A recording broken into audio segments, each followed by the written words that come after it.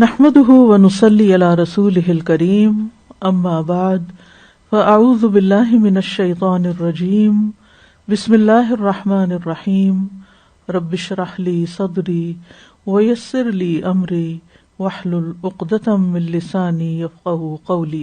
جب تک وضو کا پانی جسم پر لگا رہتا ہے ثواب ملتا رہتا ہے۔ مجھے تو ایسی کسی روایت کا معلوم نہیں ہے۔ کیا ناک میں پانی چڑھانا فرض میں آتا ہے؟ کس میں آتا ہے؟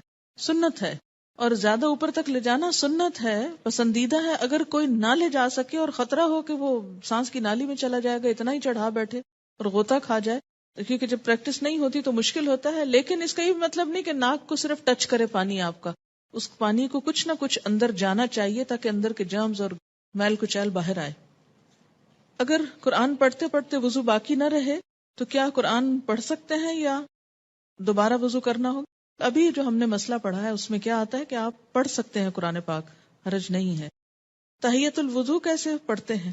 اس میں یہ ہے کہ وضو کرنے کے فوراً بعد پڑھتے ہیں، یہ نہیں کہ 1 گھنٹہ پہلے آپ نے وضو کیا اور اب آپ تحیۃ الوضو پڑھنے لگے ہیں۔ یہ وضو کرتے ہی جو 2 نفل پڑھے جاتے ہیں وہ تحیۃ الوضو کہلاتے ہیں، اور ان کا بہت اجر اور ثواب ہے۔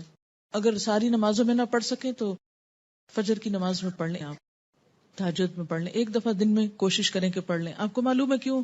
کتنا اجر ہے اس کا؟ حضرت بلال والی حدیث یاد کر لیں کہ آپ صلی اللہ علیہ وسلم نے فرمایا کہ میں نے تمہاری قدموں کی چاپ جنت میں اپنے آگے آگے سنی، تو تم کون سا ایسا عمل کرتے ہو؟ تو انہوں نے کہا کہ آپ کو معلوم ہو ہی گیا تو میں بتا دیتا ہوں کہ جب میں وضو کرتا ہوں تو میں 2 نفل نماز پڑھ لیتا ہوں۔ تو اب ہم جب تو نہیں پڑھ سکتے تو کبھی تو دن میں کوشش کریں 1 دفعہ ہو جائے، اگر ہر دفعہ ممکن نہیں، لیکن وہ بھی اسی وقت ہو سکتا نا جب آپ کے پاس وقت ہو۔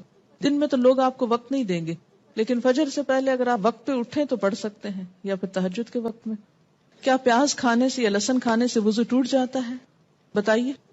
نہیں، کچھ بھی کھانے سے وضو نہیں ٹوٹتا، یہ بھی یاد رکھیے، سوائے اس کے کہ گوشت اونٹ کا گوشت ہو، اور وہ آپ کھاتے ہی نہیں ہیں۔